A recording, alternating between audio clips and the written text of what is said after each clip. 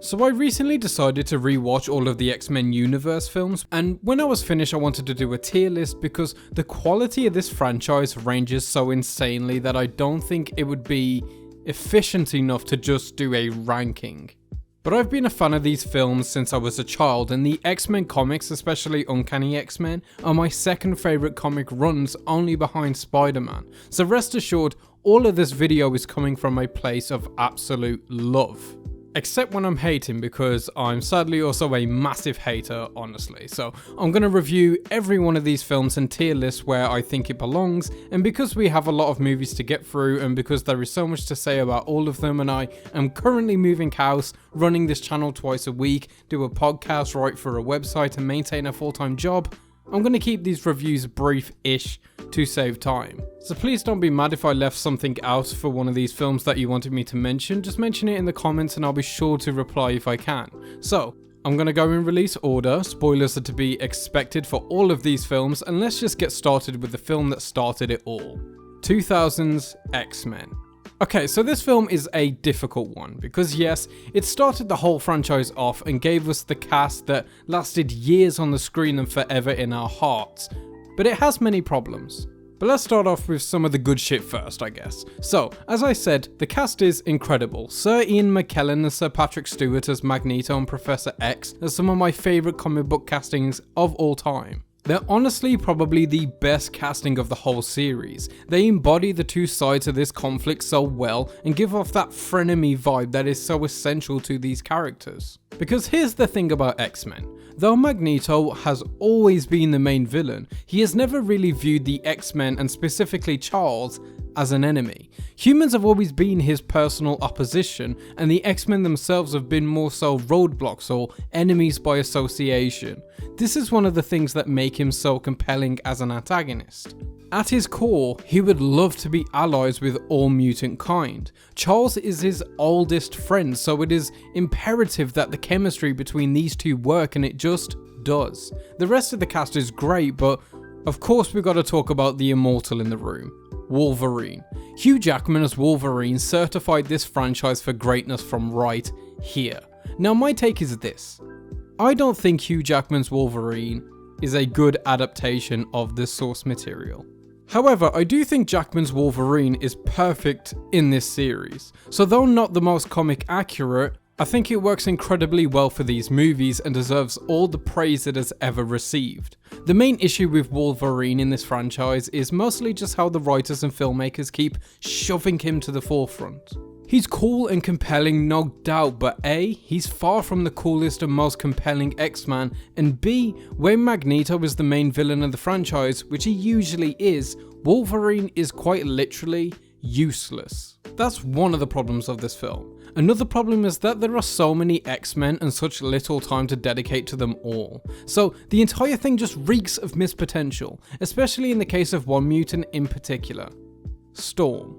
Aurora Monroe. Queen of Wakanda, tribal princess of Kenya, Omega level mutant and most underused character in this entire franchise, and there's no greater example of that than here. She's one of the most powerful mutants, not just X-Men, mutants, and despite this, all she does in this film is change the weather a few times and says corny lines. Do you know what happens to a toad when it's struck by lightning?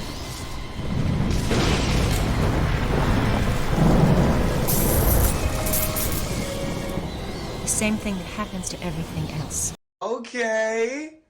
That shit was ass. It's a tragic oversight on behalf of the film and production. Also, there's many parts of this film that just feel ashamed of being a superhero movie, and that has never sat right with me anytime it has happened in any movie of the sort. I think this film struggles overall with potential, and it's trying to build a fulfilling story of prejudice whilst also trying to develop a whole cast of emotionally complex and incredible characters. I think it does both adequately fine, but it's not Spider-Man. It doesn't just have one character to build up, and there's decades worth of source material for every individual character in this series, so I understand its problem, but it does have equally great and flawed aspects. So for that, I'm going to stick it straight into the C/Iceman tier. Oh, and I love how they turn this senator into a fucking goop monster. That shit is so sick. Next we have X2. Now this film fucks. From the opening scene with Nightcrawler, you know this film is going to be on some shit.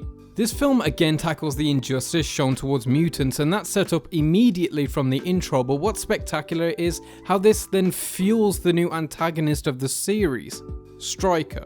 Now Stryker has always been, to me anyway, the most intriguing X-Men villain. The fact is, the biggest threat to mutant kind has never been other mutants, it's never been Magneto, it's humans. Because humans simply run the world, and as long as those in power have prejudices against mutants, then they pose the greatest threat.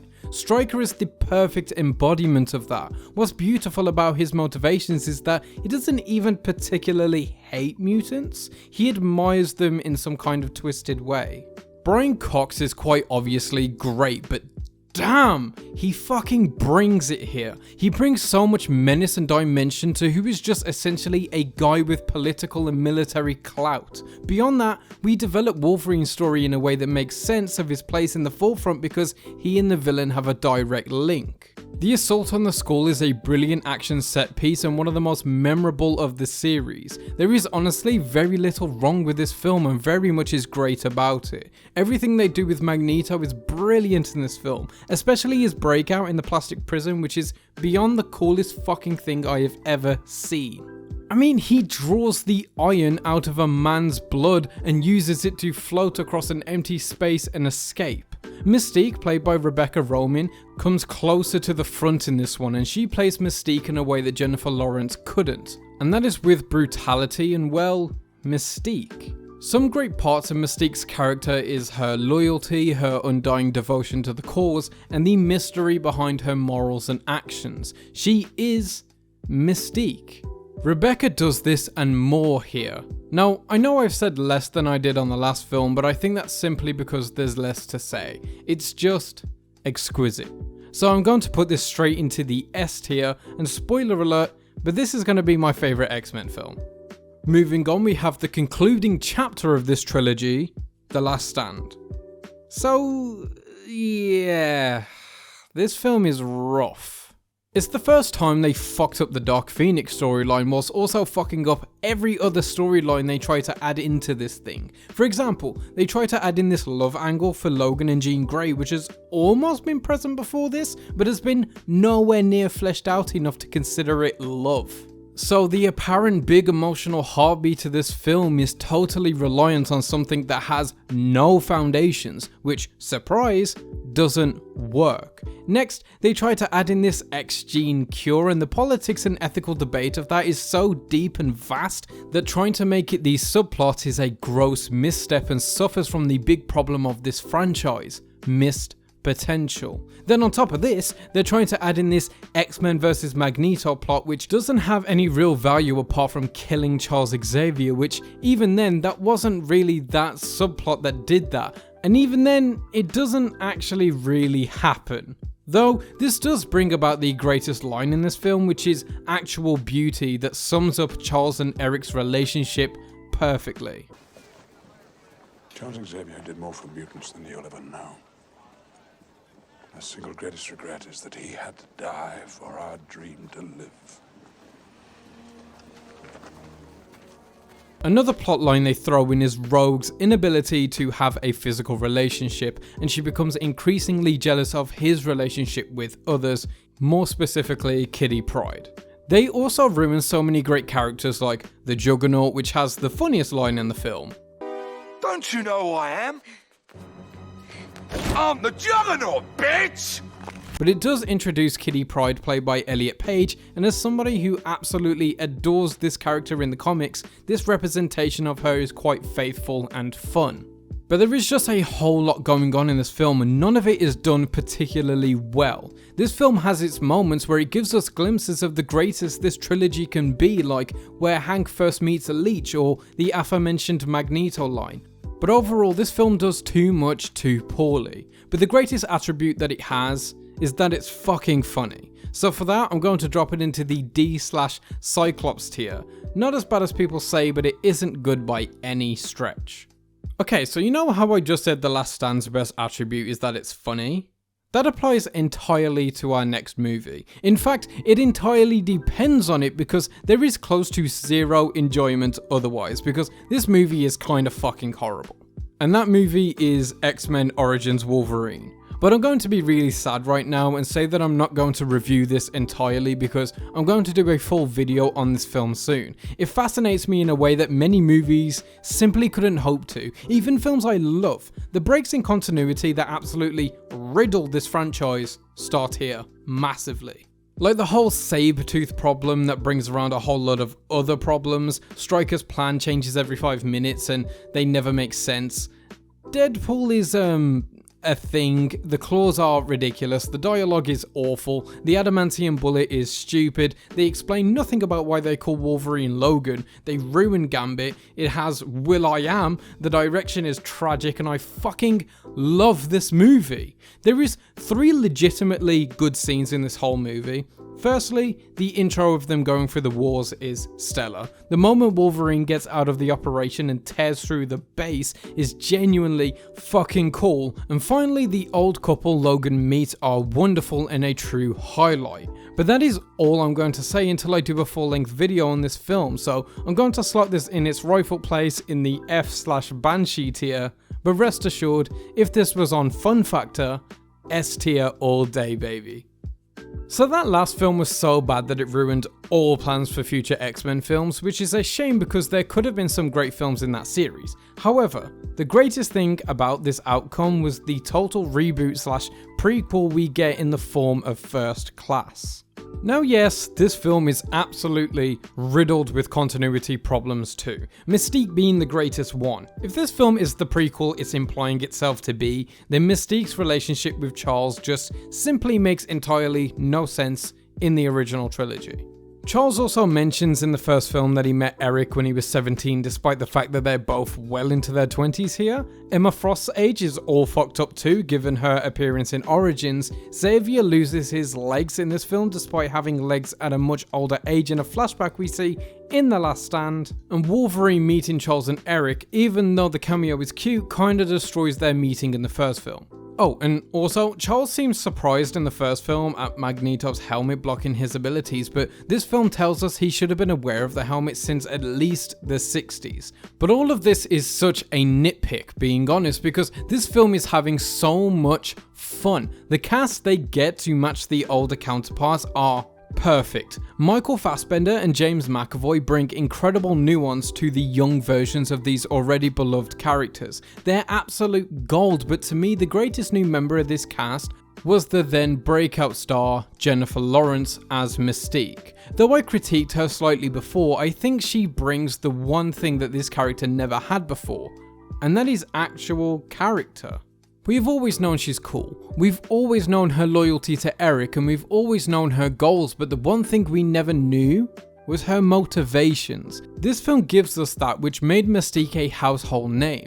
The costume and makeup is impressive, and for once in this franchise, the film doesn't feel ashamed of being a comic book movie. It fully embraces the goofy aspects of comics, and that is when superhero flicks are at their most enjoyable. Kevin Bacon plays an incredible villain in this, and the whole backstory of Eric at Auschwitz is developed beyond necessary, but I'm glad it is because it really drives home his reasoning, because he and Charles have always had the same goals, but their methods deviate massively, which is their conflict. But Magneto's methods are explained more thoroughly here due to his survival of human prejudice against his religion. These movies even popularized the idea that Magneto is Jewish, which is incredible, and though these ideas are set up in the original trilogy, they're majorly paid off here. So for all that it is and more, I'm going to slot this film into the A/Storm tier. It is so close to being S tier, but those continuity breaks, though varying in severity, does distract this film a lot for me.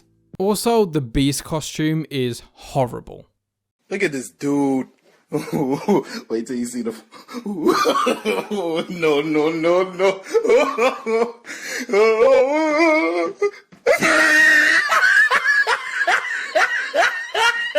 Next we have The Wolverine. This is a difficult movie to talk about in the same way that the first is. There is so much greatness in this film and it slightly misses the mark over so much mediocrity. Like, first of all, Wolverine has always been tied to Japanese culture, especially the samurai, so to see that aspect of his character represented in film is pretty fucking sick. With James Mangold at the helm, you'd expect this movie to be way better than it is, and that again, as is common with this franchise, is its problem.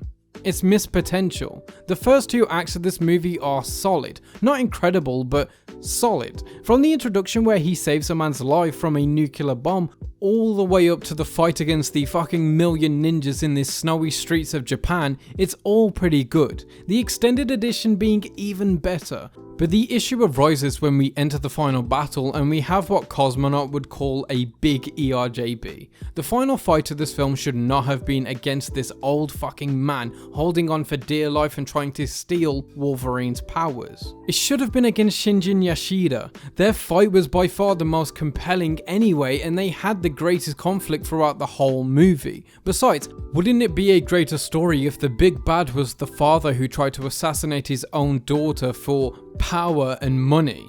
Not some huge roided up fucking mecha samurai twist villain. The simplicity of this story is where it shined, and that's something Mangold would later learn when doing Logan. Wolverine is an emotionally complex character, and it takes emotionally complex villains to satisfy his stories. So though I think this movie kinda rips at times, it also has a ridiculously pale third act, which is sadly all you remember once the credits roll. But hey, it's not a bad movie by any stretch, it's your standard X-Men film that could have been so much better. Also, the post-credit scene is entirely too much fun, and it teases the next film very fucking well. So I'm going to slot this right next to X-Men in the C tier, below it since at least X-Men was just a little more consistent throughout. Moving on, we have Days of Future Past, and this is the one that I see most people vibing with as far as the mainline X-Men films go. This film has a huge following, and to be fair, it's for good reason. This movie is displaying the level of quality this franchise should realistically cruise at. But to get a few grievances out the way, the Xavier serum is stupid. Hank McCoy developed this heroin bullshit which allows Xavier to walk again at the cost of his powers.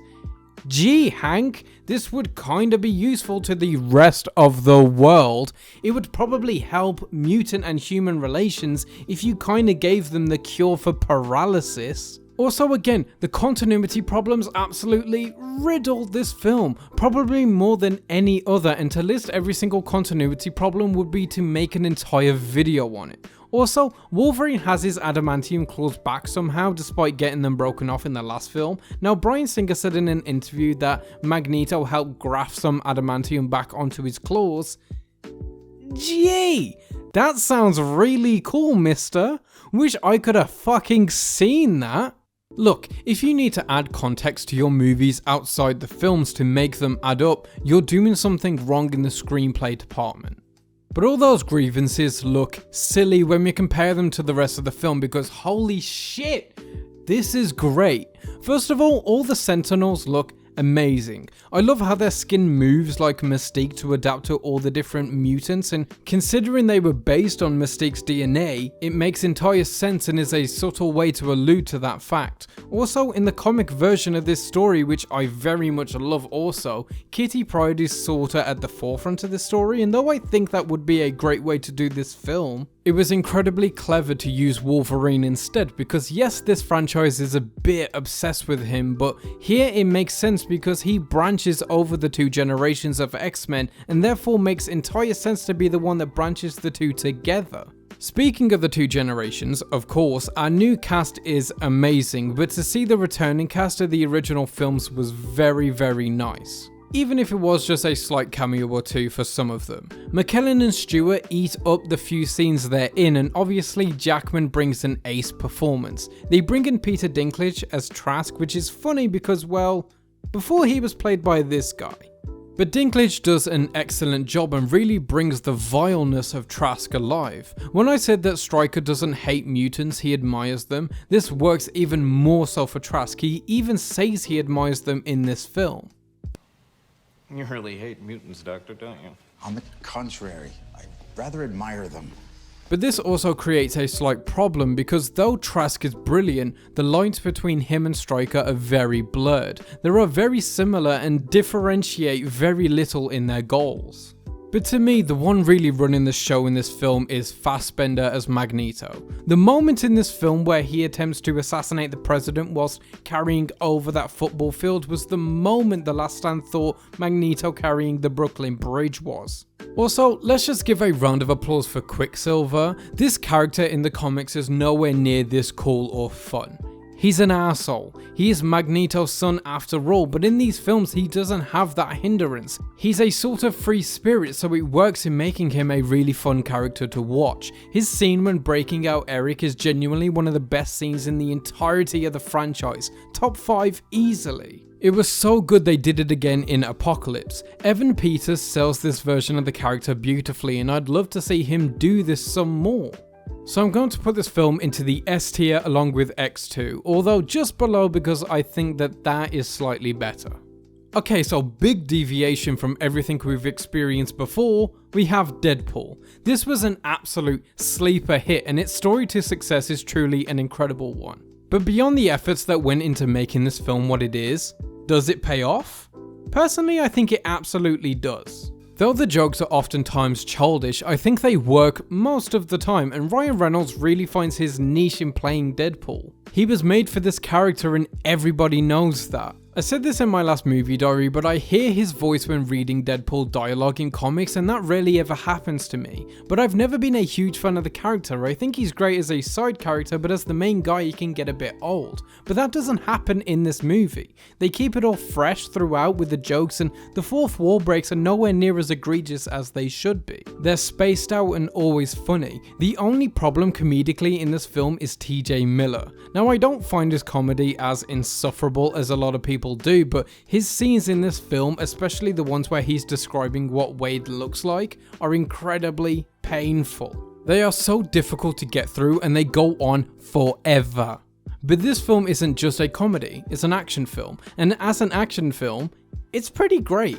Every action set piece is unique and different from the last. The fight choreography is way better than you'd expect from an X-Men and Deadpool spin-off movie. I love the opening action sequence in particular with the bullet countdown, plus they make use of some of the lesser known mutants or just underused mutants. This was obviously due to budget constraints and all, but they really take these characters and elevate them beyond the source material in my opinion. I'm glad this duology, soon to be trilogy, has its own small cast of unique characters that have become household names. The villain in Francis is absolute gold and far better than his comic book counterpart. I don't think this movie is anything exceptional, but I think it is pretty great for what it is. I'm glad it exists, and for such a low budget they truly do make something special. So I'm going to put Deadpool into the B/Beast tier.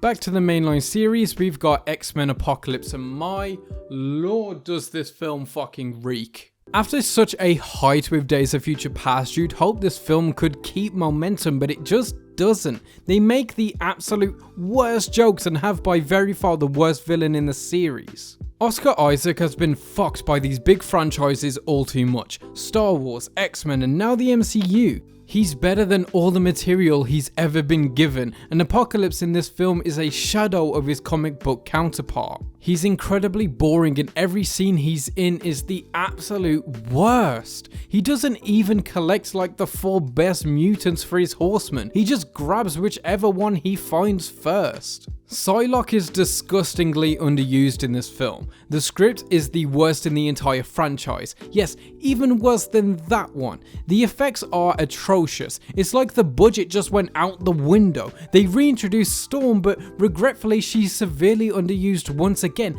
Can these movies just make Storm cool for like once, please? James McAvoy and Michael Fassbender are doing their absolute best to make this work, but even they can't save it. The scene where Eric's family die and he's shouting to God is just tragically written. There is a total of 1 good scene in this entire movie, and that is the Quicksilver scene, which is just a riff on the original scene from the film before. It's just dire.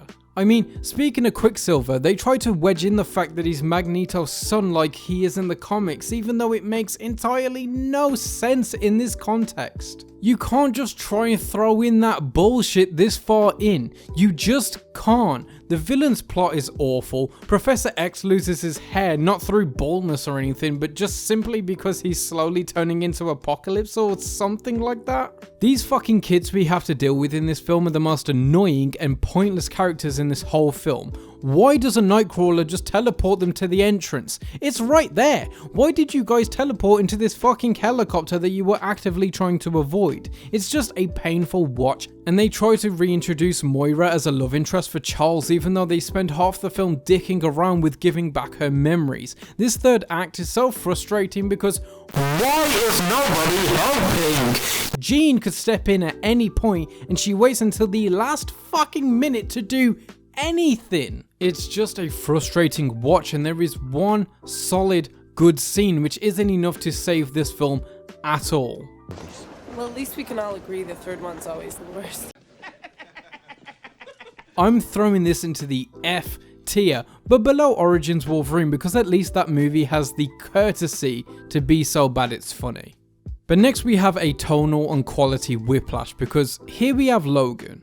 Now, being very honest, I think everything that needs to be said about this film has already been said a million times on YouTube. It is certifiably one of the greatest comic book movies of all time. It is probably the best X-Men movie. But I just have a great little to say about it. It's a film that is handled so extraordinarily well that it's boring to talk about. Hugh Jackman is given his absolute everything and crushes it. Patrick Stewart is crushing it. Stephen Merchant gives a fun performance. Daphne Keane is killing it as X-23. The conflict is compelling. The final moments are emotionally exhausting. The cinematography is beautiful and the screenplay is near flawless. But we know all of this. I have no original commentary to make on this film. It's just simply stellar. When watching back through these, this was the film that I had the least notes on because it was just so engulfing to watch. That being said, I think this was the perfect send-off for not only Wolverine, but Hugh Jackman as Wolverine. And I think bringing him back to star in Deadpool 3 is a bit of a disrespectful move to just Mangold, who sent this character off perfectly. I hate that one day we'll look back on Hugh Jackman as Wolverine, one of the most iconic characters of all time, and his last film won't be Logan. It'll be Deadpool 3. That makes me a little sad, but regardless, I'm throwing it in the S tier, of course, behind X2 and Days of Future Past because I struggle to rewatch this often. And also, I just kind of enjoy it a little bit less. I know, shoot me, I know. Next we have a short and sweet one, Deadpool 2. Everything I said about Deadpool 1 applies here, except the action is way better. The action in this film is genuinely top tier comic book movie stuff. I think it's superior than the first in every single way, and well, Cable is fucking dope. I'm putting it in the A tier, I really love it and I think it holds up much better on rewatches than the first. So now we have the last official X-Men movie in the mainline series, Dark Phoenix. Wow, this movie is a big bag of shit. I wish I could say a lot on it, but you know what I said about Apocalypse? Apply that here and then triple it. Everything about this thing is awful. They completely do a 180 on the Dark Phoenix stuff the previous films have been building up to, which is absolute bullshit. Jennifer Lawrence is so far done with this series at this point that I'm pretty sure she just asked to be killed in this one. I mean, you notice her makeup become less and less intense every film, and by this one, she's just kind of painted blue with a few scales on her forehead. This film also rewrites these new films as prequels because they simply cannot be, which is a questionable choice, because now things can't be even continuity errors, they just don't make sense at all. The guy that wrote the script for Apocalypse wrote and directed this one, and though he isn't a shitty person like Bryan Singer or Brett Ratner, he's by far the worst screenwriter and director to touch this franchise. I mean, this line is famous for a reason. And by the way, the women are always saving the men around here. You might want to think about changing the name to X-Women. But granted, this film truly sells to me how great Jennifer Lawrence is because she honestly almost sells this god-awful line. They also completely derail Professor X's character as someone who is fame-hungry and cares about social clout. That isn't Charles Xavier. But on top of all of this, they introduce fucking aliens. I'm sorry, but you can't introduce aliens in your franchise at the last minute and then disappear. We're like 12 movies in. You can't just do that shit. It's just an irrational idea. Everything is so fucking awful and drab. I have never had a single ounce of fun when watching this movie. I wish I could talk more about this film, but if I did, I might have an aneurysm. I'm throwing it into the F tier at the very bottom. Apocalypse beats it by one scene, the Quicksilver scene, which this film couldn't even give us. They just took him out of the franchise immediately. The only thing that made me feel something that even closely resembles joy was seeing what I believe to be Genosha? I'll be honest, I've only actually read this word, I've never heard anyone say it out loud, so my bad if I'm saying that wrong, but I've always wanted to see it represented in film. Nobody could have saved this failure of a movie, and that is truly sad. And finally we have the last movie of the video, The New Mutants. I wish I could say we're ending with a bang, but we just aren't. In all honesty, I didn't rewatch this movie on the latest rewatch because I saw it about 2 or so months ago and I hated it beyond all reason. Because look, this film should not be this awful. It should be a horror film based on mutants with a brilliant cast that holds Anya Taylor-Joy among it. It has infinite potential, and well, as is common in this series, it misses it all. This is the film with the most missed potential in my opinion. I have no idea what's happening at any time. Not that the film isn't coherent, because it is, but just the amount of strange choices being made constantly are baffling.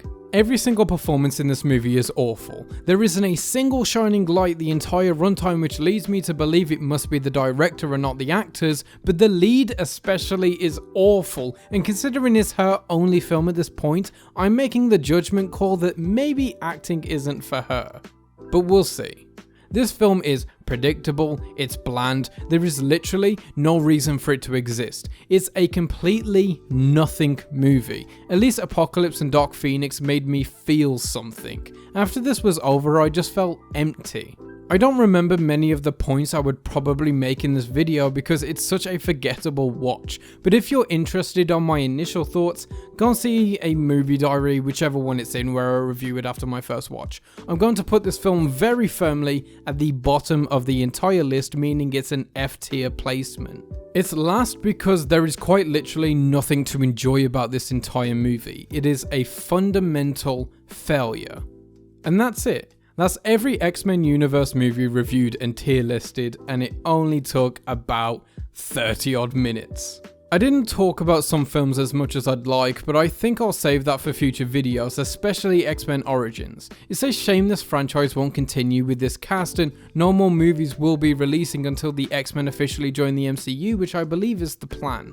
I hope the MCU can capture the greatness more than the lacklusterness of this series when they eventually get to it, although I doubt it will ever be as iconic as this is. However, this is the final tier list. Let me know what you think about my ranking, let me know what you think of these movies, what you think of this video. Don't forget to tier list these films yourself and share with me. I read every single comment and reply to as many as possible, and whether it's the best or the worst of this massively divisive franchise or not, as always, keep watching movies.